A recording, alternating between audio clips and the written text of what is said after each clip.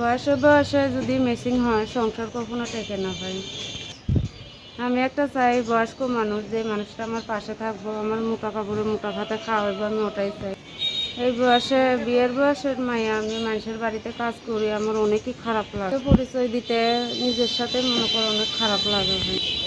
এইদিকে বাবা মনে করো রিক্সা চালাইতে গেলে একদিন গেলে আরেকদিন যায় না, কোমরের সমস্যা এরকম করি। আসসালামাইকুম দর্শক, আপনাদের প্রীতীয় শুভেচ্ছা জানিয়ে শুরু করছি আমাদের আজকের প্রতিবেদন। তো দর্শক দেখতেই পাচ্ছেন আমাদের সামনে এক আপু দাঁড়িয়ে আছে, আমরা তার গল্পটা শুনবো, জানবো আপু কেন আমাদের ইউটিউবের মাঝে আসলেন, তিনি কি বলতে চান। আপু আসসালামু আলাইকুম, ওয়ালাইকুম আসসালাম ভাই।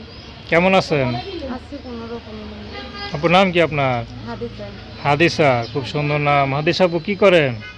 বাসা বাড়িতে কাজ করি ভাই। বাসা বাড়িতে কাজ করেন? তো বাসা বাড়ি কাজ করেন, বিয়ে শাদী করছেন? না, বিয়ে শাদী হয়নি। দেখতে তো মনে হয় কত সুন্দর, এত সুন্দর চেহারা, বাসা বাড়ি কাজ করেন, নিজেকে নিরাপদে রাখতে পারেন তো, নাকি সমস্যা হয় কোনটা? সমস্যার লেগে না ভাই, সমস্যা তো একটু হয় ভাই।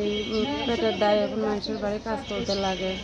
আর আমি রিস্কাওয়ালার মাইয়া বইলা, মানুষের যৌতুক চায় বলে আমার বাবা দিতে পারে না বলে, এর লেগে আমি বিয়ে শাদী এখনো হয়নি। পরিবারে ভাই বোন কয়জন? ছোট একটা ভাই আছে, বাবা আর আমি আছি। আচ্ছা, ছোট ভাই কি করে? কিছু করে না, এমনি বাসায় থাকে। মা নাই? মা নাই, মা মারা গেছে।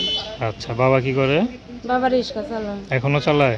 হ্যাঁ, রিক্সা চালায় এখন। আচ্ছা, তো দুজন ইনকাম করেন, দুজনের ইনকামে কি সংসার চলে না ভালোভাবে নাকি? না ভাই, সংসার চলে না। নিজের জায়গা জমিন নাই বুঝলাম, মানুষের জায়গা জমিনে থাকে, ঘর ভাড়া দেওয়া লাগে।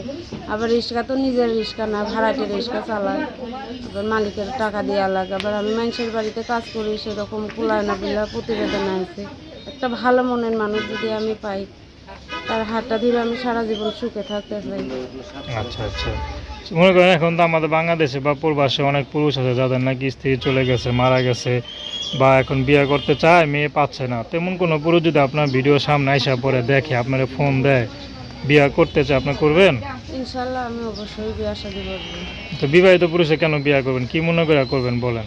সে যদি তার ওয়াইফ থাকে, সে যদি আমার পার্সোনাল ভাবে বিয়া শাদী করে আমার খান খরম দিয়ে যদি রাখতে পারে, ইনশাল্লাহ আমি অবশ্যই থাকতে পারবো। আচ্ছা, তো দর্শক আপনারা হাদিস আপুর কথা শুনলেন। তার নাম্বারটা হচ্ছে 01843873948। আমি নাম্বারটা আবারও বলছি, 01843873948। তো দর্শক, প্রেম ভালোবাসা, সাহায্য সহযোগিতা, বিয়ে শাদী করা একান্ত আপনাদের ব্যক্তিগত ব্যাপার। আসুন আমরা 5 ওয়াক্ত নামাজ পড়ি, সর্বদা দেশের সেবা করি। আসসালামু আলাইকুম।